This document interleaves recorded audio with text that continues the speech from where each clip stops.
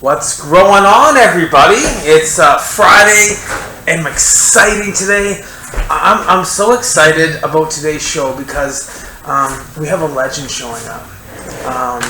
A man that just really went down that rabbit hole and learned how to decarboxylate and activate cannabinoids. And as my rig is cooling down and I'm going to do this dab with you guys, I mean, what do you guys dabbing? What do you got growing on? What's going into your rig? What do you got smoking?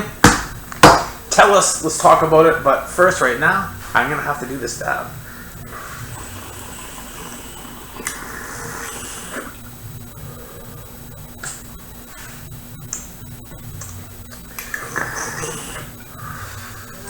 There it is. Now I like this because normally when I do a coffee and cannabis show in the morning on my Instagram, 420 Weedmaster, and between 7 and 7:10, I talk about growing, I talk about different things happening between dry sifting, between cannabis, just everything that's great.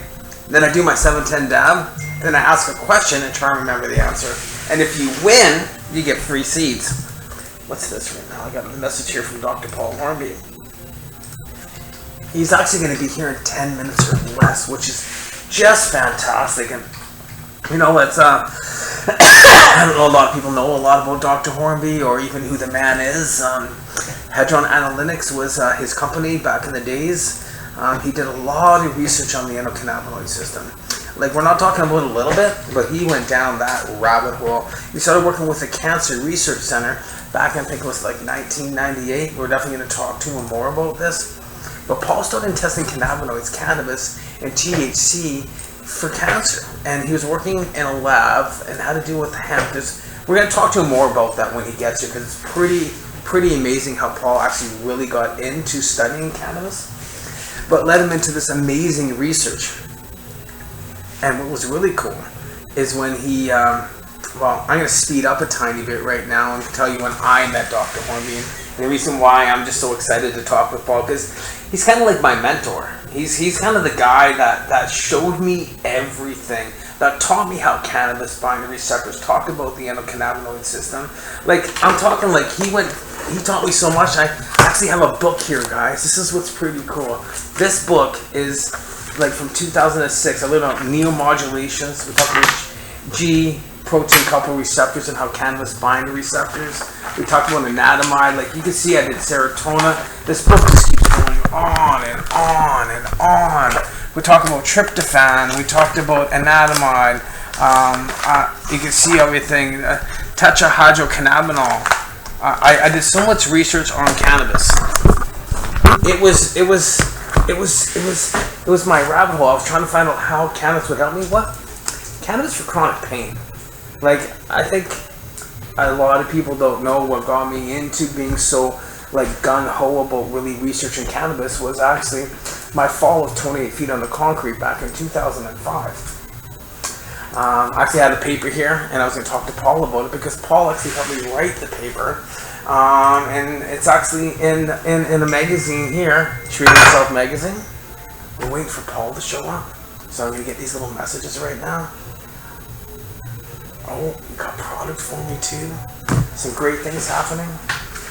I don't know if we can see chat here right now, so I'm going to see if anybody's in chat, anybody wants to ask any questions. But what's really cool is this article, and this article is on Cannabis and about decarboxylating. Do we have a little video on Paul? Maybe we can kind of put it. You know what? You guys should. Here's a little video on Paul. This is speeding up. This is a newer video. This is after Paul. Well, you just pay attention to this. You just hear this, really.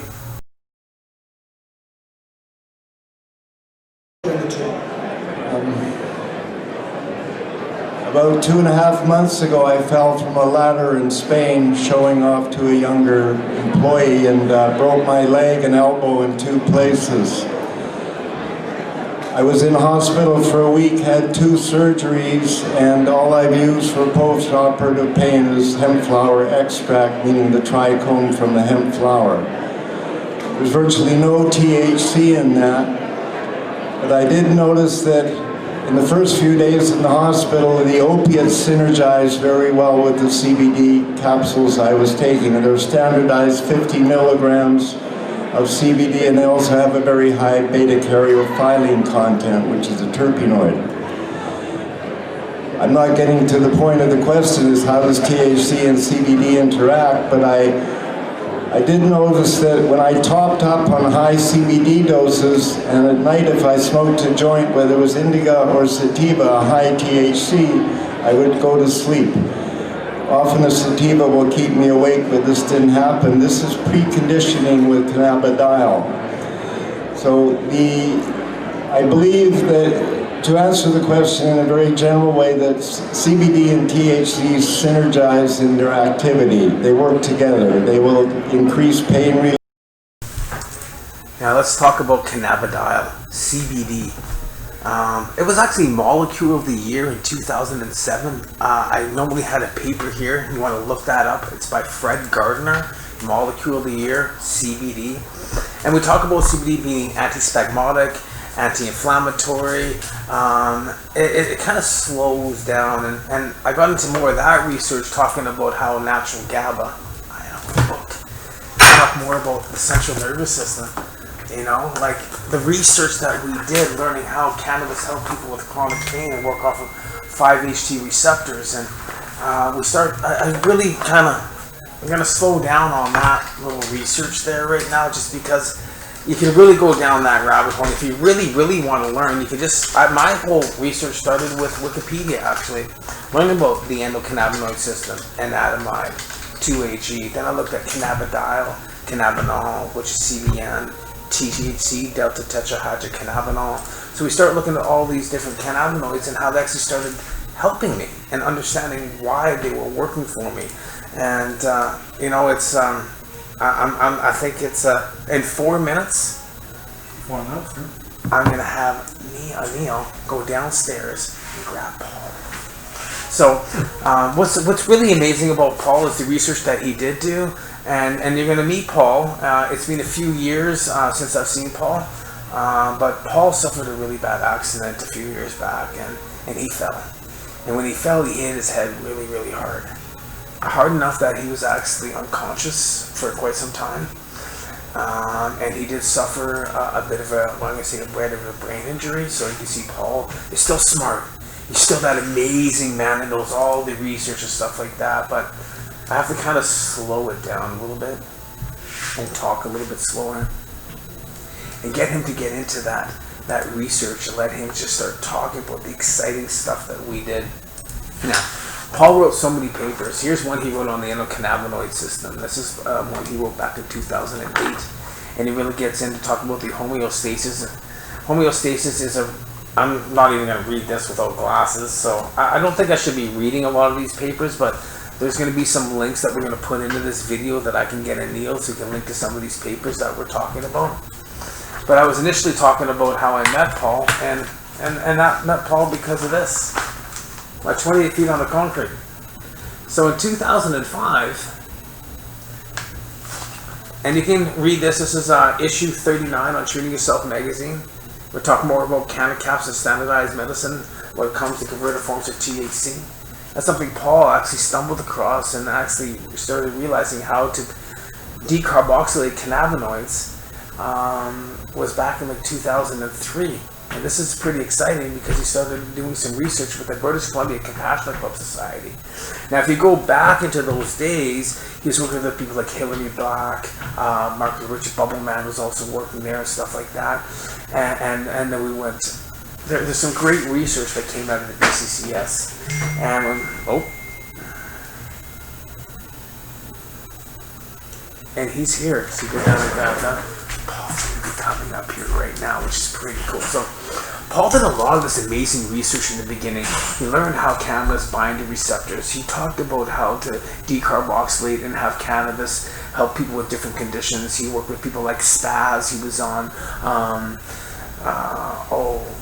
David Suzuki shows back in the days. Paul's done some amazing. Please just Google Dr. Paul Horby and look at the research from Hempology 101 back in 2006, 2007. We talked on stages at a lot of talks with Dr. Horby. It was just amazing research to really go down and understand how cannabis helps us in so many ways. We also did talks with Philip Lucas, who was actually the head researcher at Tilray now. So Paul worked with Philip Lucas back in the days, and that was Victoria Island Compassionate Club. And then there was the Canadian Buyers Club. There was Ted Smith, Philip Lucas. He had all these great little researchers. We did some talks here in town. There's been so much research done by Paul. I really got to pay my respects. Like I said, he's my mentor. He taught me how to really understand my grow. That's what everybody really wants to talk about. Week 1 of flower, and then all the way to week 8, you see the different cannabinoids in this testing, learning about how to grow and understanding how growing for pain control. It was pretty amazing ride, and still is today, educating people, talking about the endocannabinoid system, talking about people growing their own at home to help them with their condition, how cannabis got me out of bed every day.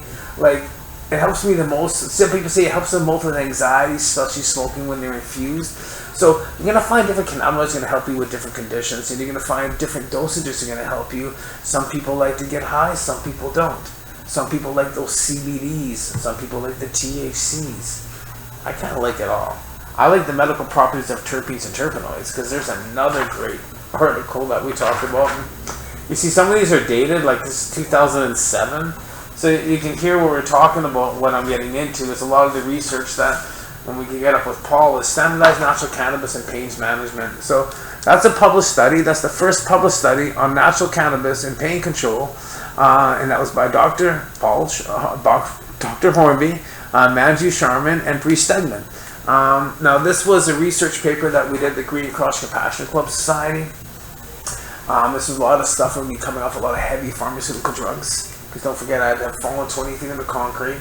And I don't know if you really got to see that or not, but I just didn't, break my neck. I broke my neck in 4 places. I shattered my arm at 15. I broke my back. Are you sure he's outside? I haven't seen him. He said over here. He's outside? No, I haven't seen him. Try upside. He just said here. I'm going to double check here, guys. So we're looking for Paul.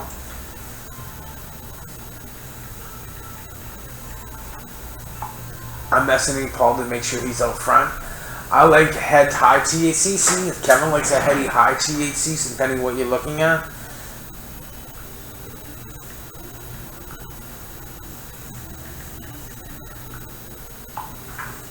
So, as I'm sitting here talking, it was great just sitting here talking because we were kind of worried what was happening with Paul and stuff like that.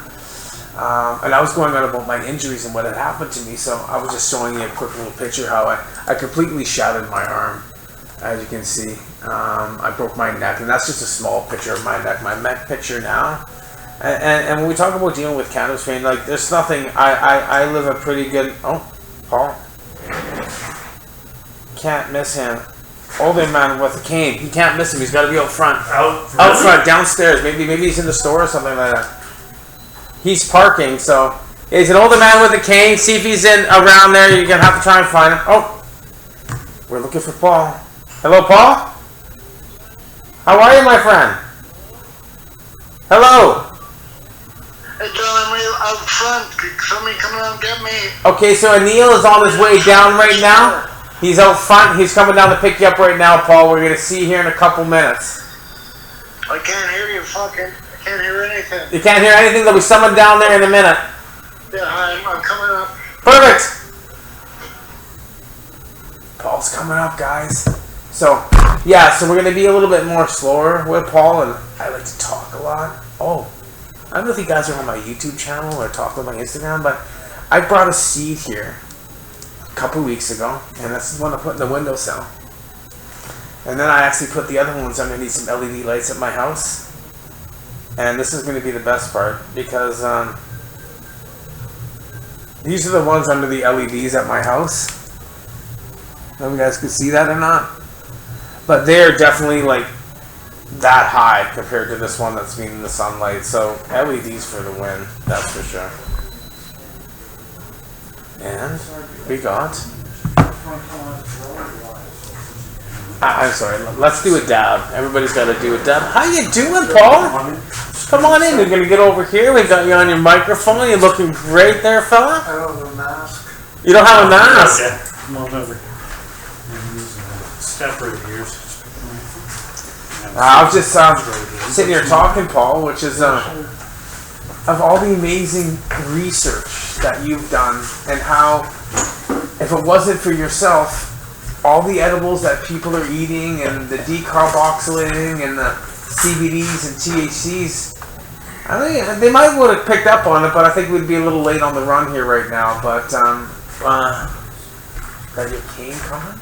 Got to get you a joint? Do you need a joint? Actually, I've been experimenting with my pharmaceutical meds the last few days. Yeah? And I really don't like the way I'm feeling. You don't like the way you're feeling? No. So I'm not my normal self. I could use a joint. Well, I got one here for you. We're going to have to get you a lighter because for some reason I don't have a lighter. There you go. Of course, one for me, sir. There you go. You got a lighter? Yeah. Oh, he's got one. Well, Paul, I don't know where to start. I just want to say it's great to see you. Good to see you. It's been a while. You need a haircut. Haircut! Woohoo! I love it. Yeah. You know what? I stopped cutting the hair due to the whole COVID thing. And I was like, you know what? I'm going to go hippie for a while. Kind of thinking about it. And you like cut hair. My dad said the same thing. So we, the two gentlemen in my life that mean a lot to me, my dad and you, Paul, you both told me to cut my hair. So should I cut my hair, guys? I'll find that out and chat next week, I think. I'll have to ask the group. This is a weekly program. I do a weekly show here on How's It Growing on Pod TV.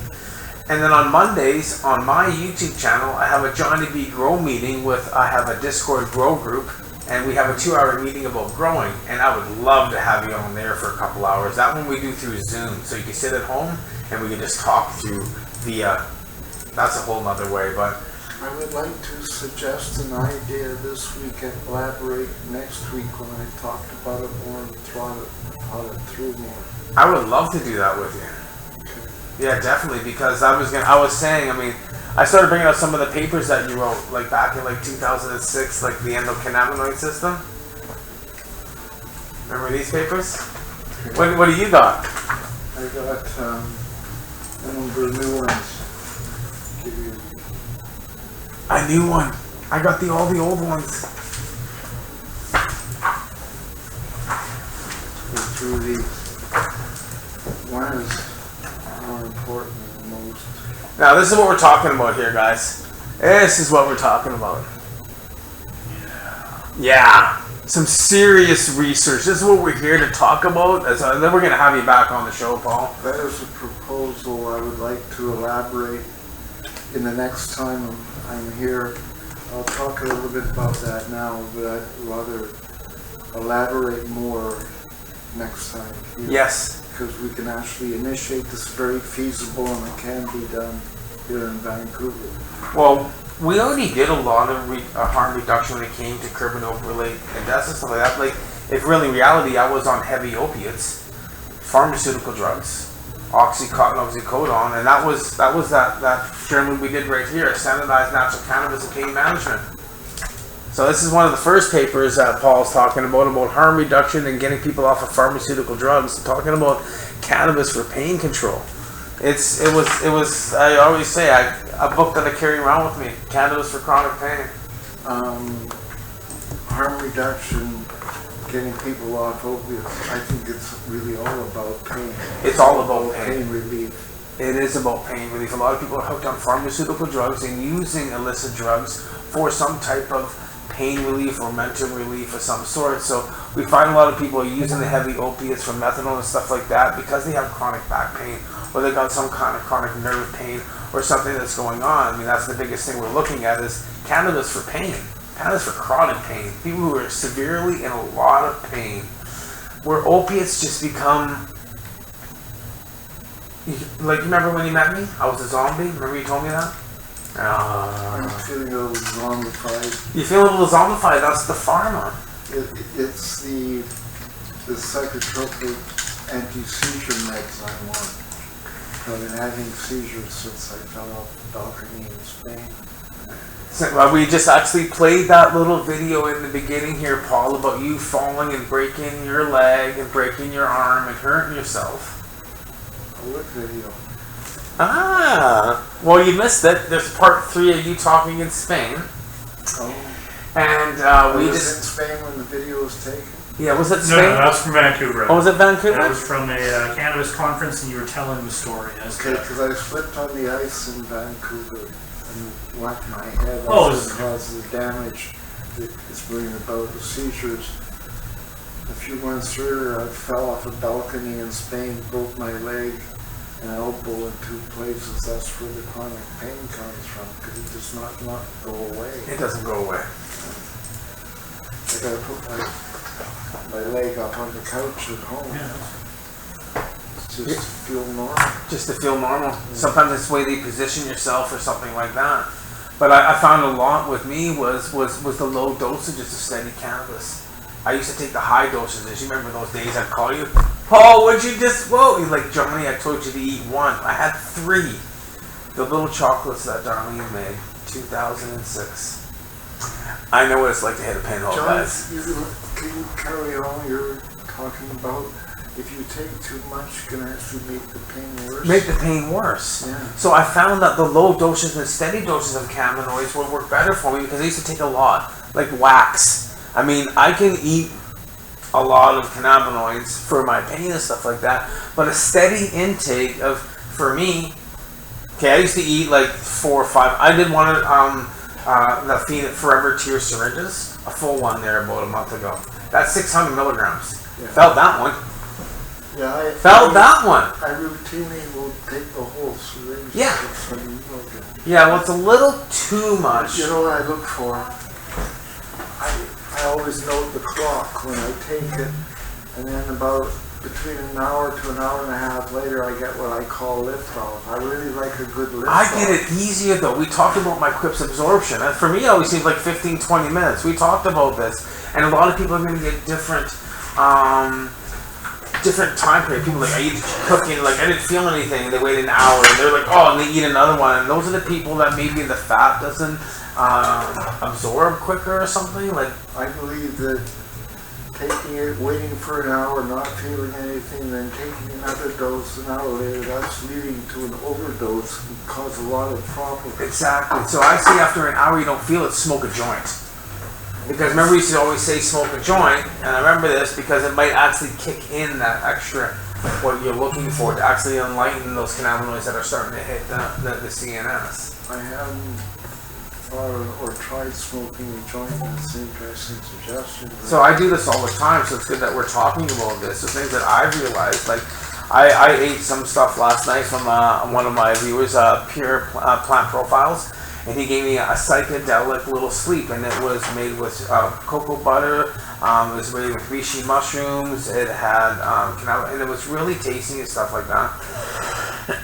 And I waited about an hour and a half, like I'm not really getting anything, and I rolled a big Gagner and I started smoking it, and I'm like, Then I pounded back one of those cheap, I was going to ask, I'm not going to talk about that, we'll talk about that at the end, but then I pounded back one of these deep space tweed drinks, so now that I've gotten about 150 milligrams in me, I was like, This is an alcoholic drink? Actually, no, they're tweed drinks. You buy them at the cannabis stores. They're 10 milligrams. I figured 5. It's like drinking a half sack. But these are $10 a piece, so it makes it very expensive. I mean, that's one thing, Paul. I mean, you take a look at the legal system. I have to make a fireball. You know what? I do that. I think everybody thinks I'm crazy and lying, but I'll do that in the morning for seizure prevention, because the morning is the highest risk time for seizures for me. And if I take a few shots of Fireball, I feel I call the dry brain go away. Really? And the risk kind of lowers. And, so you're finding that the cannabis isn't working for... We did a lot of stuff with Cheryl Leeson, because I remember all the research we did on that, on MS. I was a week shy of a year seizure-free using cannabidiol tincture. Nice. And that's what we're talking about, CBD for pain.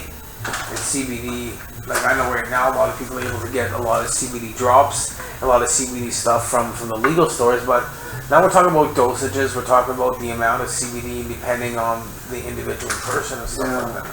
I rely religiously on CBD. This is 1,000 milligram in the bottle, and I'll take a full 1 ml, so 30 minutes. And you don't feel anything from CBD? No. Zero? The chat has a question. Do you have any preferences for where the CBD is coming from in terms of strain or cultivar, really? I actually have garbage bag of CBD you sent me there a long time ago. Hemp. I had to clean it. 2013. That's an interesting question. Sorry.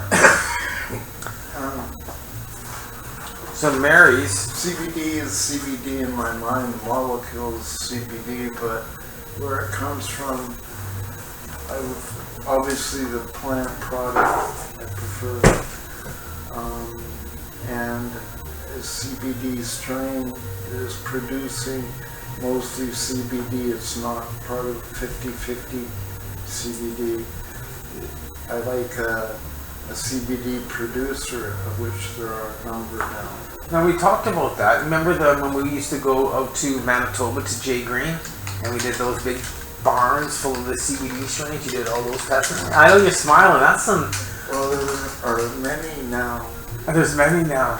We're actually gonna watch that video at the end of this show because there's actually a video of me being out there. You might be talking in the background, Paul, but You must meet a friend of mine in Ontario. His nickname is Dr. Bud. You may have heard of him. He's all online as Dr. Bud. He's a cantankerous, crazy old fart. You won't mind me saying this because he knows he is. And he's a good friend. And he spread some very high CBD strains. And I'm not going to... I would rather you interviewed him. He would be happy. He's a shameless self-promoter. Yeah. So we'll definitely have to do that in the future here, 100%. He could even do a Skype interview. He'd love to do that. He could talk about how he spread very high CBD. So we'd like to talk about even what strains you see that are good for. So there's a lot of views out there that are growing at home. I mean, what are the high CBD strains that you're seeing that people? He also has genetic seeds so you can happy to sell as well. That's even better there. So I definitely have to have a chat with this gentleman here. I actually do have some high CBD strains coming from a guy called Plant Profiles, and he gave me CBD grapefruit. And I got some seeds at home, and I do a CBD giveaway on Wednesdays on my channel. I do free CBD strains on Wednesdays at my coffee and cannabis show in the morning. You gotta be in Canada, and if you get free CBD. I used to try to get indoor growers to grow high CBD strains. Yes! Indoor. People don't like to. Actually, I did. I wound up doing that one that I found from, it grew on the stage of Vancouver Road 20, and I grew it out, and that's the strain I won the High Times Cannabis Cup on the island with the highest CBD strain. I won first place and second place for best concentrate because I made a concentrate with the CBD strain. I was away at that time. Yeah, you didn't make that one. That was I have the wooden trophies at home. That was my CBD strain that I won with, and that was and it's funny because of the Haley's Comet strains and that breeding project that I did back in the days, and I have those high CBD strains still, by the way. It's just kind of hit and miss, you know how it is. Remember when I did that FIR, fucking incredible Rondelin, and that CBD? Remember that one plant? Who do you think Amy's Comet's dad was? Tuxedo Time Warp. His mom. Mom? Oh, the dad? Yeah. What was your thought on that? Because I know Franklin said it was kind of like, he didn't really know either. Well, we all figured that Mommy was a Tuxedo Time Warp, but nobody knows who Dad is. No, we still don't know who Dad was. I think it's probably maybe a hemp strain that somebody grew. the island. Yeah, because it did come from the island. And we talk about CBD, and Paul, you've been on CBD since we started talking. Like, you've been talking about CBD for pain and anti-inflammatory since the day I walked in your lab in 2005. And a lot of people don't know your expertise and like how it all started with working with Health Canada. Maybe you can actually elaborate a tiny bit on, you know, who Dr. Horby is. How it all started How it all started, my friend. a long time ago. Oh yeah. It actually started through an old friend of mine, I'll call him a friend. We went through a lot together, named Pavel Dimotov from Grand Forks Yeah. of the Duke of Bora clan. Great man. And he called me up. I was working in a contract lab in Burnaby called TR Labs. And he called me up and asked me if I could measure THC in pot. And I said, sure I can. I knew I could do it analytically, but he said, you have a license. I said, no. I said, but I could do it. And he said, well, if I send you the weed, you take possession, you're in possession of a controlled substance, you get in trouble for that. You have to get a license. So I talked to the owners of the lab, and they were all fussy about me getting a license. I'm a renegade, and I know I could analyze it, but Yeah. the result of it anyway. It took me almost a year to get a license. This was just a hemp license to make sure that the hemp was less than 0.3% THC. And that was back in what, 1998? 1998. 98. 1998. I think you're like the first person. Like, I don't know. This was a hemp license, nevertheless, but it allowed me to take possession of cannabis into the lab. So I guess that was a breakthrough. But at some point, then I started Hedron Analytical. Started my own analytical company. Yeah. look at some of the stuff in there, my friend. I have a lot of research that we've done together, and when Paul holds up a piece of paper, I know it'll bring back a lot of memories. This is us talking about standardized medical grows. November 28, 2003. That's the, there you go. 2003. That's when you gave me that. No, it's great. Just the memories that can come out of. We went from 1.3% THC in week 1 to 22.9% THC in week 7. And it will stop. It's pretty cool research you've done there, Paul. Like all the information. I mean, for me, I remember being in my grow room and bringing you samples of leaf in the beginning, and every week, because a lot of the research was done on the strain Medi-1, Medi-Kush. We used Medi-1. That was, I was laughing because I'm going through all kinds of stuff, and remember this? Very seriously looking at starting a lab in the Vancouver area again. Yeah? Focusing on specific research projects like this one in South Market. That's one's in this 4-3 vision, Yeah. and the concept has been accepted by the Mohawk Band Council. So we've got their thumbs up to do that, and we can do it here with another band council. Nice. Well, I'll elaborate on next time we come in, because this is very feasible. And the LPs, the local LPs and dispensaries should be interested in this project, because the core of the project is to find the optimal procedure or protocol for getting a person through opiate withdrawal and finding the optimal cannabis medicine to get them through withdrawal, what mixture that is. whether it's going to be a high, most likely to be High THC high THC indica. with a high CBD. Yeah, what terpene profile will it have? Look at the Medikush profile. We have that, don't we? Well, no, we just got very basic, but we could optimize the medicine, whether it will include mushrooms or not, we don't know. But this project will be determining in an observational study what is the most effective cannabis medicine to get a person through with opiate withdrawal.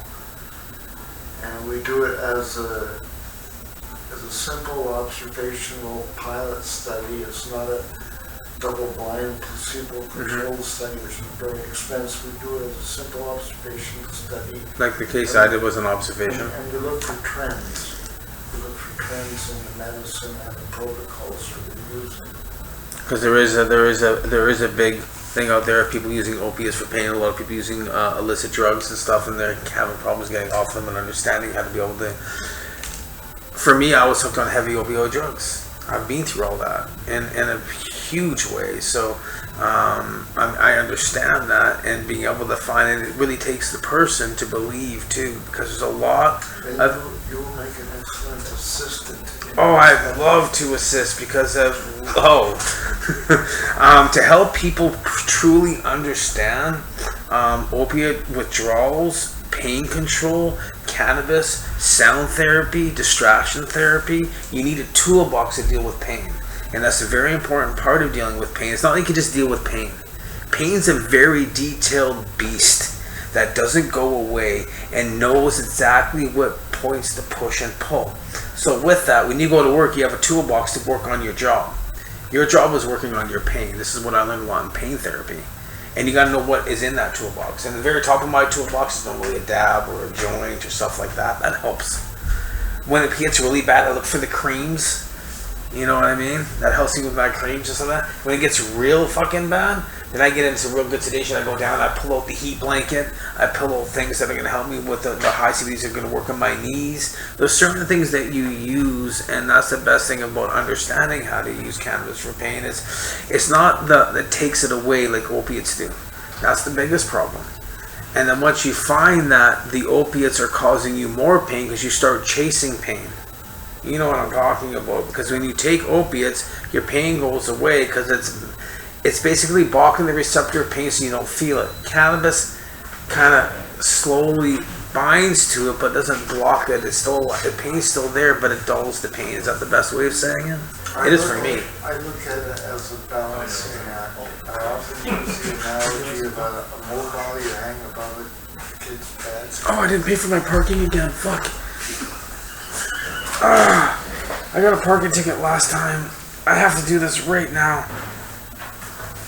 Last time I was here, I got a 64577. 64577. 645. Would you like to show off some of those CBD strains right now instead of at the end? That's fine.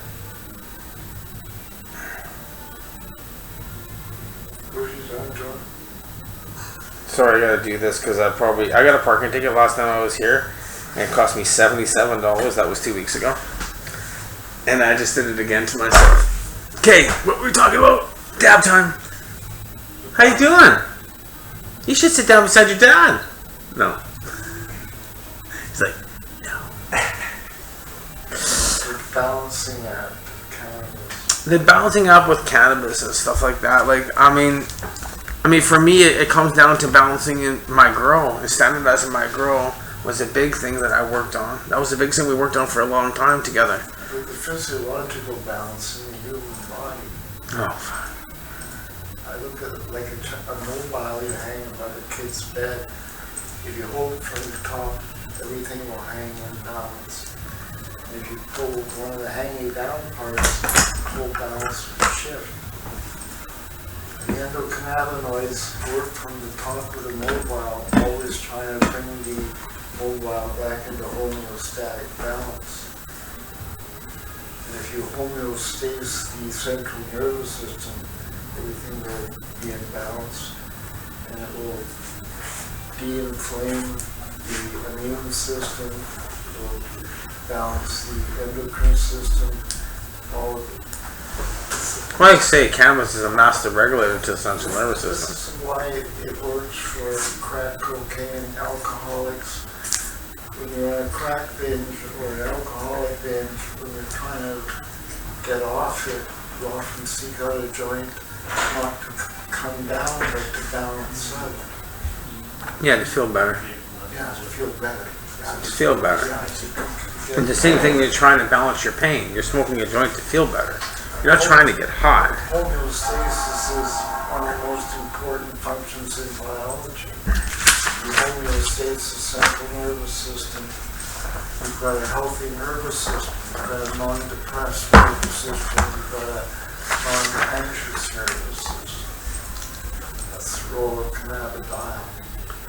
Here it says in the pop of the paper that you first wrote there, and you wrote this paper in like 2008, September 7th. The homeostasis is a property of living organisms that relates to an internal environment to maintain a suitable constant condition. The same term applies to the cell that makes up living things. Each healthy cell in your body is attempting to maintain a homeopathic state, balancing itself internally against the environment, without it becoming clear that the human body's own THC-like molecules, anandamide 2-AG, the building receptors, plus the enzymes involved in there's I can't say this one word. Synthesis and breakdown, together called the endocannabinoid system, are key in maintaining cell homeostasis, the body's biochemical balancing act. 2007. Here, take a look at this paper. What really hit me was a fellow on YouTube, his name is Dr. Milgram. He's got an excellent YouTube video where he shows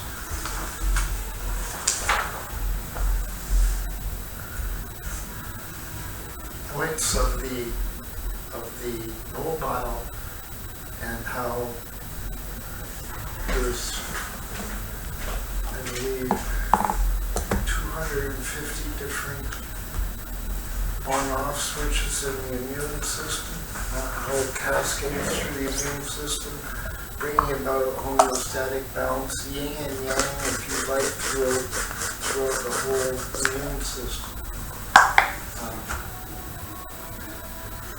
Yeah, you've really done a lot of amazing research and education, and a lot of the stuff. I mean, I remember when I was talking with my surgeon, and I was telling him about the endocannabinoid system and the body's own THC. He's like, well, where'd you learn this? I'm like, Dr. Paul Horby. You don't know who he is? This is like 2008. I'm like, everybody knows who Dr. Horby is. And he's a surgeon at the Royal Columbian Hospital. He's like, who? I'm like, in the world that I was living in, Paul was the only guy beside Harbor Center, which was Steve D'Angelo, and he started after Paul. We always thought that they were the flies on the wall. Remember laughing about that? About cannabis for pain, really how it was helping people like myself. Remember Spaz? When he crashed, sorry, not Spaz, Crash. Yeah, Crash. How's he doing? I haven't talked to him in a long time. I don't even know if he's still with us or not. I have no idea. But I mean, he did a lot of amazing research with a lot of people from Haley Rose, from the Haley Rose Foundation. A lot of people know Haley. Charlotte's Web, Charlotte and Haley are the same two young girls, one Canadian, one US, both around the same time frame. One was using, what was it the Harlequin strain, or that was Charlotte's Web strain, sorry. Yeah. And Haley was using Haley's Comet, which is what we were talking about in the beginning. The strain that we're trying to figure out where the dad came from. We know the mom was at Texas Time Work, but who was dad? What's this one called? What we published in Italy with kids we work with in Slovenia with epilepsy using high CBD strings. That's an abstract from the paper we published. I don't know if you can get up on your screen. Oh, I can always do this. I don't know if you guys can see this or not. So you can just see that paper there, so you can take a look at that. So definitely Google that. if you're interested, definitely take a look. More information there. Here you go, Paul.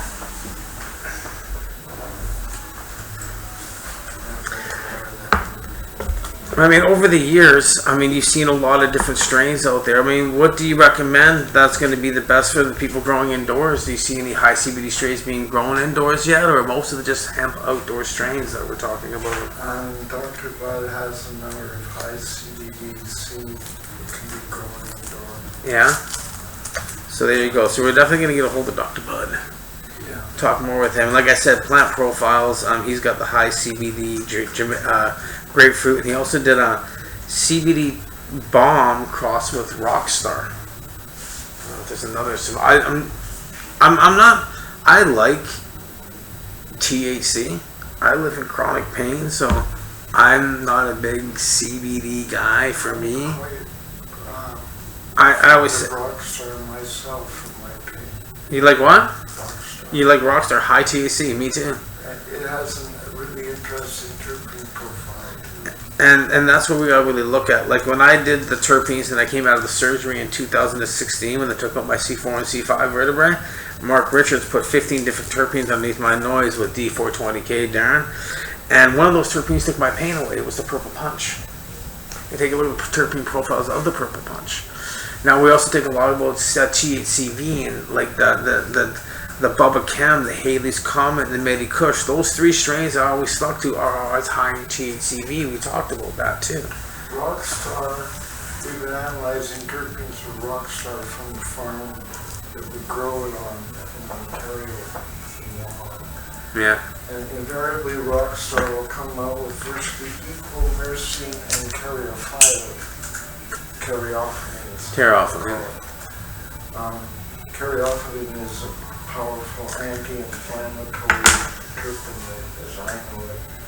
And myrcene is too, but myrcene is kind of the couch block terpene, anti-inflammatory, and it'll make you drowsy, sleepy. Combine those two, you get excellent pain relief. There you go. And Rockstar invariably has almost equal myrcene and caryophyllene, and then this huge slug of THC, and maybe it'll go to 3 or 4% CBD as well. Okay. Then the Rockstar's got it. So like the same when you're talking about 3 or 4% CBD, that was same with the Medi. It was that higher CBD because that is quite high. Yeah, that's a very high CBD for a strain. 50-50, but but it's high. It's yeah. pulling up very high, and you'll see a lot of the strains are 0.2, 0.1, and I mean, I got all kinds of different research. I got all I got a filing cabinet full of stuff that we've done together. By the way, literally. You're organized. You knew that. I got all the old Medi One stuff. I got old contracts. I got some stuff that you would smile about. To me, it was a part of my life where I was able to find out how to help myself with pain. And you told me I was going to tell the world. You told me that. You go, you're just going to tell the world how cannabis helped you. And here I am, telling the world how cannabis helps me every day for my pain because nothing else does. You can try. You can drink. You can take pills. Everything else. It masks the pain, but it doesn't really help you deal with pain. You know what I'm not into, John? We've spent a lot of years and a lot of time talking about what pot can do and working with it, doing experiments, but now I want to prove what it can do and put it to work. Yes. As harm reduction, as in pain relief. And I am the proof. You are the proof. There is proof all around us. And make it accessible, because the question I hear most when I give lectures is, how do I access it? Now we know how to access it, and how much do I take? Well, that's the biggest thing now. We can see with the legal system. I had bought a bunch of edibles from the local cannabis store the other day. I did it live with Kim Cooper on Pace Radio with Al Graham. Went into the store and bought some live edibles. Patients Advocating Cannabis Education. You know Al and Kim, don't you? No, sure. I probably met him. Of course you have. And I went and bought a bunch of edibles to come down here and share with you. And I fucking forgot them, so I'm definitely going to bring them to you on Monday or something. Yeah, Paul's like, that's typical. I bought gummy bears, and they're all 10 milligrams. I bought these drinks that were 2 milligrams. It's kind of like, wow, like I'm like eating and drinking, and I'm like, wow, Now I'm taking 100 milligrams of other stuff. So there is access for a lot of people, and I see people getting a great experience, but depending on where you are, how much you're taking, I'm always saying if you're living chronic pain and you're going to be in pain for the rest of your life, grow your own. Because I can tell you right now, you're going to save yourself hundreds of thousands of dollars, and you're going to be using it every day of your life. Build that dream grow room. Go get your MCPR if you really need to. 4 plants, you can do great big plants, so there's all different ways of doing that. But I mean, cannabis is medicine, and the medical system should take over this whole legal system. It should just be medicine. Everybody say it's whack, we know that, but I mean, how many of you people, when you're smoking a joint, then, oh man, that just relaxed me, I feel so good. I know a person wants to talk to me about cannabis medicine that knows very little at this point in history. She's out in Horseshoe Bay. Yeah? So I'm going to have to get going, John. You have to get going. Yeah, but Yeah, well, you know, we got a few more minutes here. You got to finish your joint right there. when can we meet again? Oh, well, we're actually going to talk about doing a live Zoom on Monday with my Johnny B. Grow meetings on my YouTube. And I have a group of like 50 people.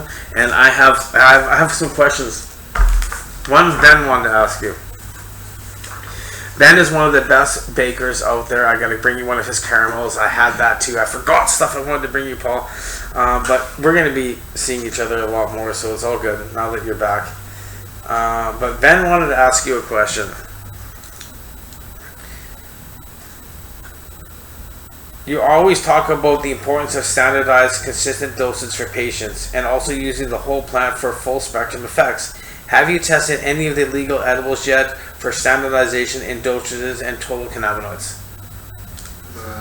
Legal? Have we screened? Yes. We did that in the Mohawk Nation, interestingly, where there was 30 dispensaries on the one nation. Mm-hmm. So we screened a whole bunch of them and we found tremendous variability. What was it legal though from Health Canada? The Mohawk was illegal. So we're gonna say it was not. We're not saying. We want to know if it was coming from Tilray or Organigram or Aurora. Their chocolates. Did you see a standardization with the edibles that they were putting to market? We have looked at products from those producers that you mentioned, but I cannot talk about the results of client confidential. Yeah, because right now apparently a lot of these people are being sued because they're talking about how they're not, the THC values aren't on the bottle. So I really want to talk about that briefly. Now you're referring to mislabeling the products in a class action suit. Yeah. John, if I can delay this conversation till the next time. Oh, we will. A good friend of mine, Dr. Lunar Hanush, has brought this up in the past. And I want to go back to that and discuss it with him again because it's very much of a concern.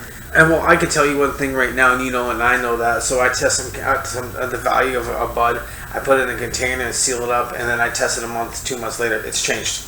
You know that, I know that. And if they don't know that, that's so they got a major problem.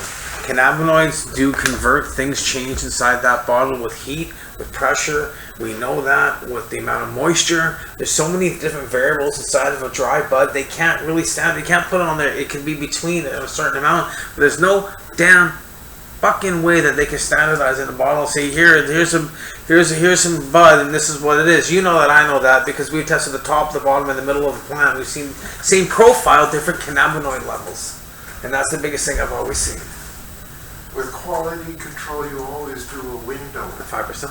Yeah, and yeah, we talked about this window for. you try to get your result within that window, right? And if it goes out of that window, then you're looking with your quality control parameters, or you try to bring it back in the window. You're always looking to meet your specified window specification. I know that we can talk. I always said that, and they're like, And he was like, well, I couldn't do the Zoom today because it echoes in here too bad, so we both have to wear headphones and stuff like that. That's why I want to do one with the Zoom group. But I said, no, we could talk for hours and hours. We could sit here and just talk. People would listen to us. Question from the chat. Question from the chat. What's the mistakes people make when decarboning their weed? Someone just asked. What's the mistakes people are making Anything with that comes to mind? decarboxylating? Putting it in a pan and putting it in the oven. That's a mistake. Seal it. Make sure it's in an airtight I've container. always sealed it from day one. I used to put it in a chemical balm. It was made out of iron, I guess it was. I love that thing. You still have it? Yeah, I still got it. Yeah. That's It memories. was actually made for Explosives. Yeah. chemicals were You there, have to but turn it in. it did close up really tight, and it sealed the cannabis within that metal. I used to say, people say wrap it in tin foil. I know Watermelon did a video on just putting it in like one of those old pop cookers. But I mean, I always say, and I did mine, is I put it in a mason jar, seal on the top, and put it in a pressure cooker. We used to wrap up buds really tight in tin foil. Yeah, and bake them. And bake them for 40 minutes and call them pot tots. Take them out and just crunch them. And you know what? Once you start actually activating cannabinoids, so they bind your receptors, and what we're talking about, you can take it, like you can make cannabinoids like 400 or 500 times more potent than they really are by just certain things we can do. With certain, we're gonna get on the whole talk about that. I know, Paul. I know we're definitely gonna be talking a lot more. It's good to be able to sit down and see you, and I know you have some meetings coming up here. It is getting close to 5, so I'm gonna kind of probably get to a point. Do we have any? I know we have an end video, but do we have one more there? You know, we have one. Do we have another? Yeah. How many videos do we have? We have one. I don't think it's specifically germane to what we've discussed today. I would go straight to the CBD video. Okay. Well, we're gonna wait till the end here. We'll talk about that CBD video because it is. I can see it sitting there in the background. What would you like? Some weed? What's in the middle of the table? This here? That's some MKU. You want some? Is that what you're saying? I just want to. It looks like an edible. Oh, you can eat it. I thought it was a cookie or something. Well, do you have a meditator, Paul?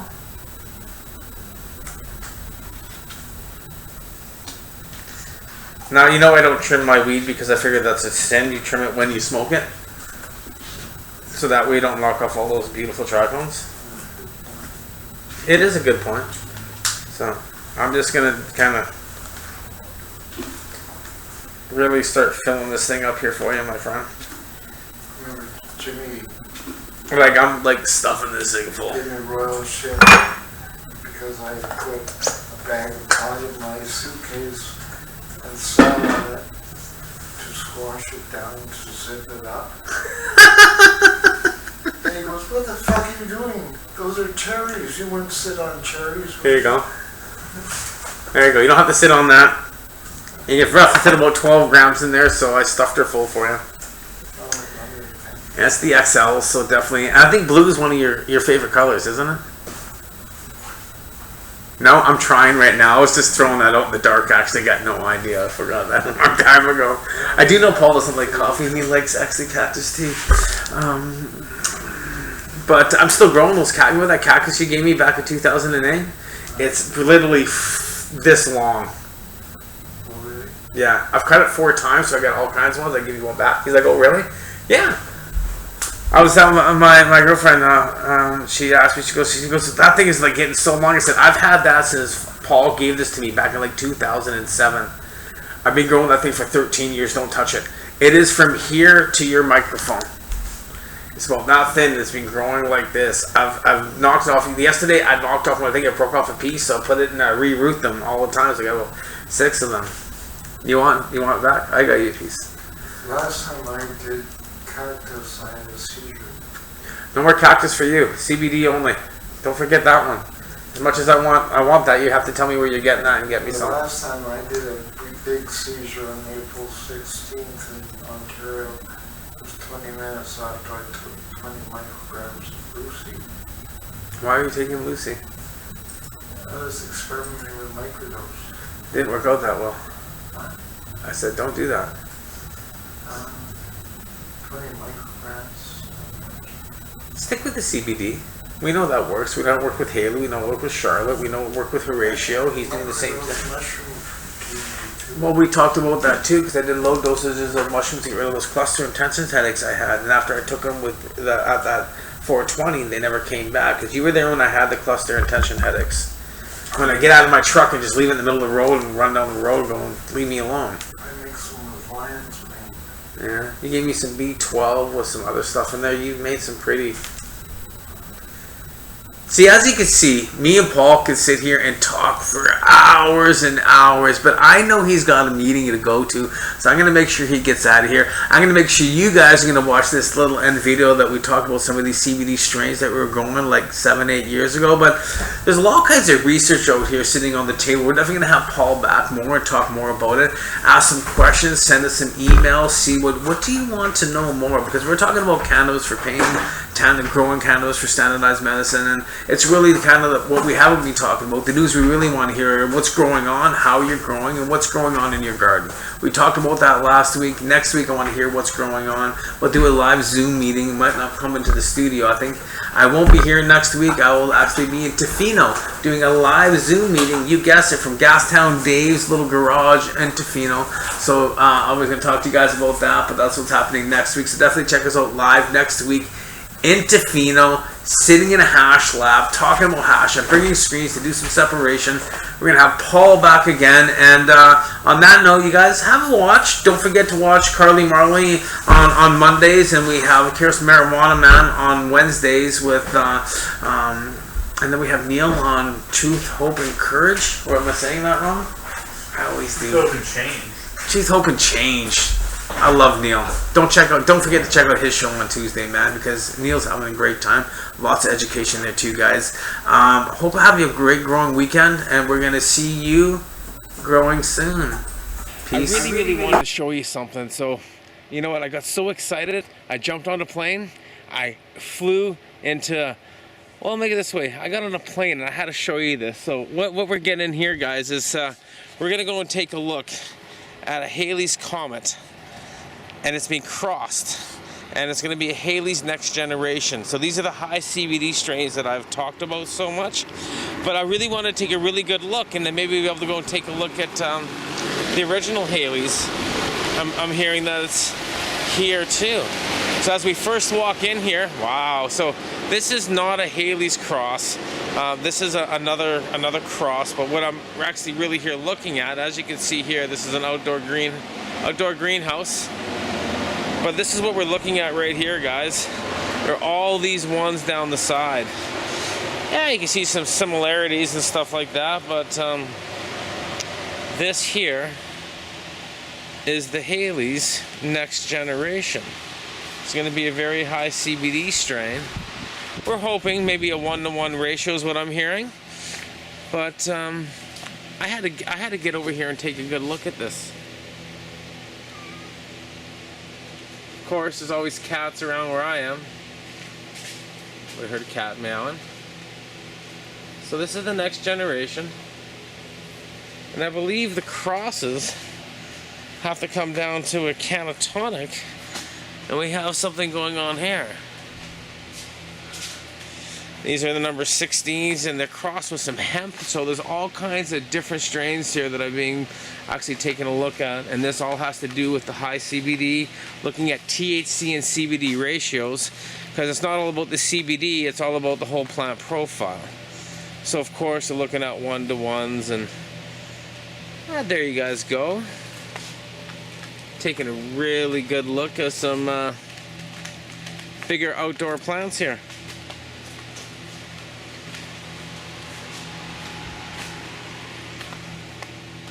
Beautiful. Now what I'm told is there is some... Wow, look at this plant, guys. This thing is just like a barrel and a half. They're crossing this with CBD, hemp, And they're actually just doing some pretty amazing things there. So yeah, we got this going all the way down here. Now, the reason why I'm talking about the strain is because there's a lot of hype about CBD, and there's a lot of different strains out there. AC/DC, Canatonic. Of course, there's the Charlotte's Web, and I'm told actually there's a Charlotte's Web around here. They just don't like how it grows, so they've actually changed it. So I'm actually gonna walk over to that one now. We're gonna go take a look at some of the great Haleys that is being bred. Yeah. So I hope you guys are, it's going for a walk, actually taking a trip, and getting right to the roots of what we're doing here, which is kind of cool. So we're definitely in a rural area. We're definitely not in BC, because I don't even think these type of trees grow in BC. But I do know one thing, that apparently behind this door right here, we're supposed to see some epicness, and I'm told that in behind here is something that's very special to my heart. So we're walking in right here, guys, and wow, they are doing something serious here. That is amazing. This is a Haley's Comet Cross, and that looks like they're calling it, check this out guys, they're calling it Haley Rose, and that would be the number 6 pheno apparently that is just nailing it. So, this is gonna make some great medicine. Very super excited to hear what's going on with this strain here.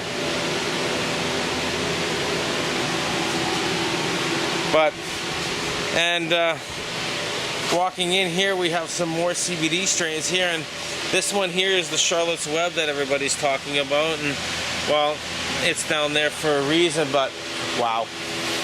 Okay, I was told that in behind that plant would it be something that was close to my heart. We all know what Medi Kush is, and I've never seen her this big ever. So this is pretty awesome, guys. This plant is huge. That's my Medi Kush, and they are so rocking it. I have to look at the stalk. Wow, there we go. That's definitely some thick stalks down there. Things breaking, and look at that. It's breaking and it's doing just fine. But yeah, this is another little bit of a Haley's Cross. You can tell just by looking at it, the way it grows. So these are the high CBD strains that I was talking about. We see them rooting in my turbo cloner. We see them growing in my room. You heard me talking about them, and now we've taken it to another step of where they're being grown on a mass scale, on a bigger level for more research. So yeah, a little information. We've managed to make it over to the other greenhouse. And in here, there's no Haley's Comet, but what's here? We're gonna go take a look at some Medi Kushes that are like, I don't know. I'm gonna say they're gonna be over 8 feet tall. We're coming in right here with some really nice resin. As you can see, it's all greenhouse grown. It's indoors, but it's outdoors. But look at this tree, guys. Like, really? That's a tree. You want to talk about growing a plant? Look at this thing. It's massive. How often do you get to see, I mean, I'm down here. Yeah, I'm down here. So that's pretty awesome, guys. Moving along forward here. And we got Kaya Kush coming in here. And just kind of moving along in here slowly. And here's some MK Ultra, guys. There it is, MK.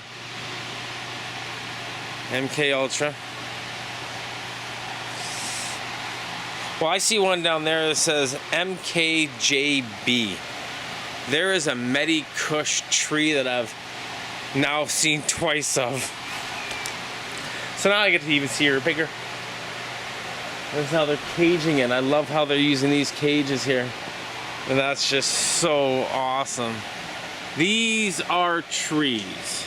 These are wrapped in big, I mean, these are trees, guys. Look at this stuff. This is no messing around here, as you can see.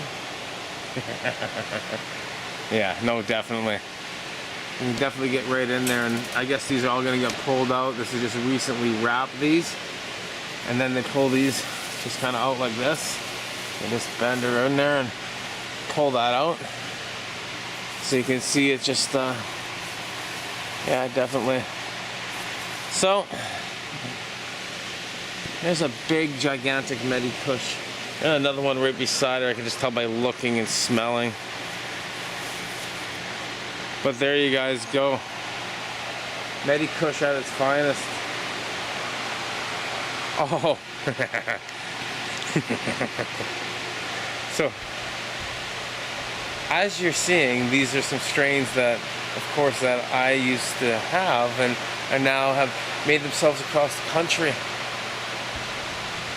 Sharing is caring, right? This is an MLP. This is a My Little Pony #1. And this one here is, yeah, I'd say it's pushing about 7 feet tall too. Another Medi Kush. We got 3 great big huge Medi Kushes. These things are massive. I think that's just beautiful. Yeah.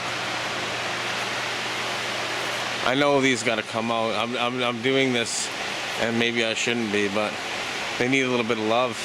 I know they just wrap these. But look at that, guys. Now there are some Medi Kush trees. Look at those. There are 1, 2, 3 huge, massive trees of Medi Kush. And you know, we got other strains over here. And you can see the greenhouse level on these. These are some great big, this is it says CONCHQ. I can't remember telling me about it. I can't really remember. But you know what? You definitely have some great big trees in here.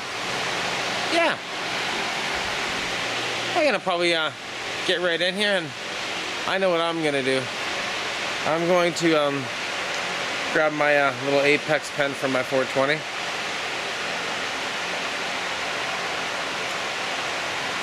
And there's a Medi Kush update on some trees. Hi there, welcome to the 420 Lifestyle Show. I'm Carly Marley. She's taking a dab. Thanks. We can play the Sycamoose video. Oh yes, Sycamoose video. Let's play the Sycamoose video.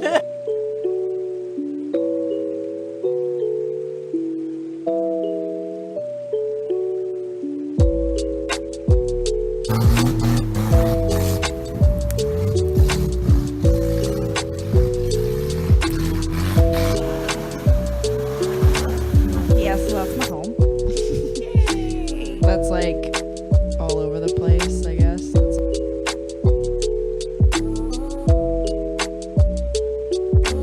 It helps the speaker lead his audience into the scene he describes. Oh, I'm rolling up the fattest joint I could possibly fit in this paper. If it was any bigger, it would explode.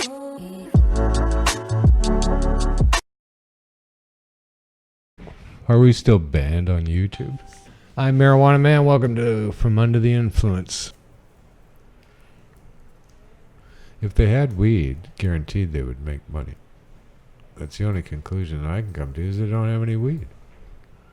Because people are still going to buy it, for God's sakes. People actually like weed and want to buy weed. And a huge number of people have no choice but to come and buy it from you. And still, you can't make money? Holy fuck. Now what? What are you going to do to us now? When I was even at a very young age, go, wow, like, why would this be illegal? It is so much fun. outlawing laughter and feeling good. Yeah, What? laughing. Thanks for joining us. See you next time. Peace. And pod.